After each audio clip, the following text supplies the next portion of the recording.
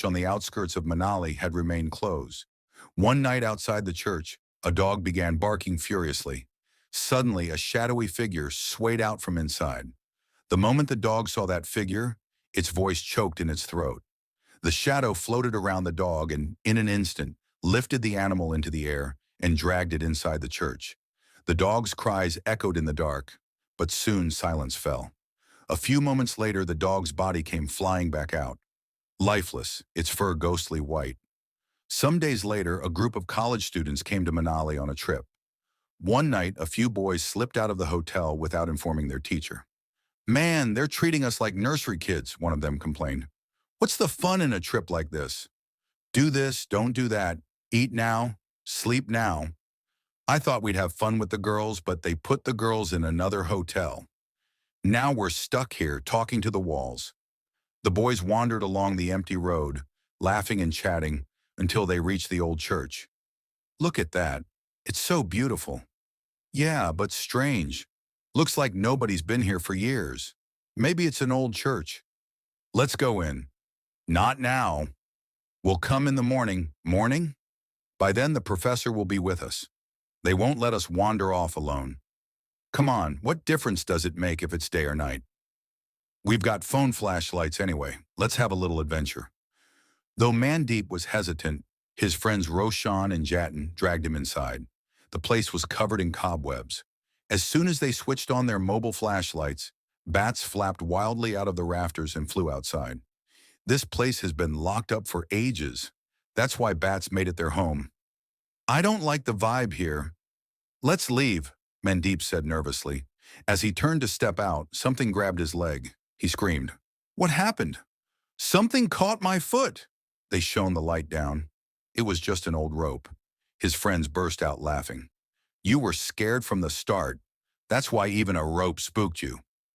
Reluctantly, Mandeep followed them deeper inside. Suddenly, the church lights began flickering on and off.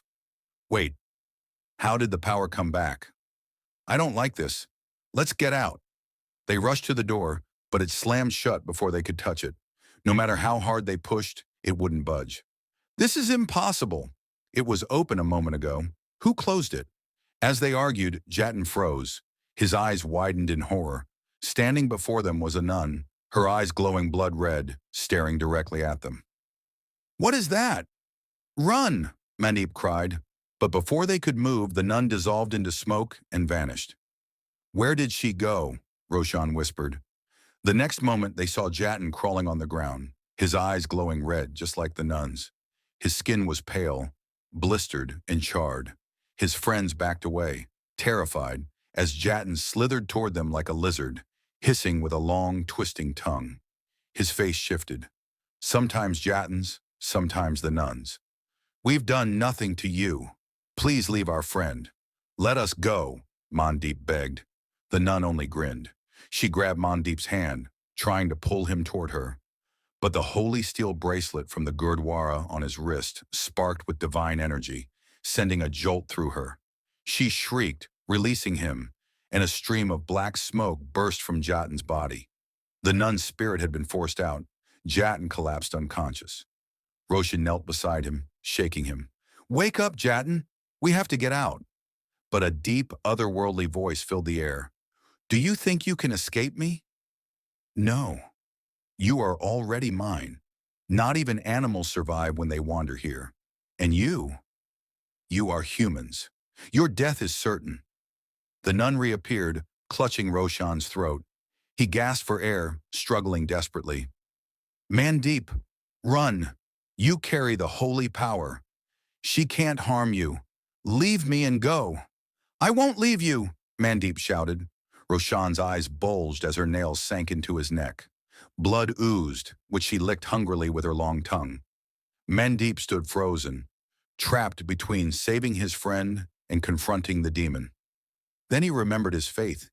He ripped the bracelet off his wrist, held it in one hand, and the small kirpan, dagger, in the other. Raising his voice, he cried, "Waheguru ji ka khalsa, Waheguru ji ki fateh. Jobole Sunihal, Sat Shri Akal." He thrust the bracelet onto her hand and stabbed her chest with the kirpan. The nun shrieked, writhing in agony. Dark, tar-like blood oozed from her body. She released Roshan, who collapsed to the floor gasping. Mandeep, trembling, looked up at the statue of Jesus in the church. Lord, I don't know your prayers, but how can evil rule in your house? Please help us. Tears rolled down his cheeks. Suddenly a miracle happened. The long dark church lit up in a radiant glow. A priest appeared, along with two nuns who rushed to tend to Roshan and Yatin's wounds.